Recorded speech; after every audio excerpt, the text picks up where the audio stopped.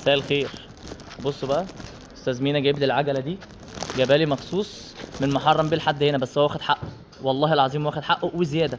قال لي 250 بس انا عشان راجل كريم هديته 300 جنيه، حولتهم له انستا باي، ما تنكرش يا مينا. ماشي تمام. وجايب لي العجله ايه، قال لي مش هطلع لك العجله غير لما تعمل لي ريفيو. الناس دي 100 100، العجل بتاعهم الله اكبر عليه، كاوتش مش عند اي حد الكاوتش بتاعه، والمصداقيه عندهم رقم واحد بامانه يعني. ودي مش عشان اي حاجه.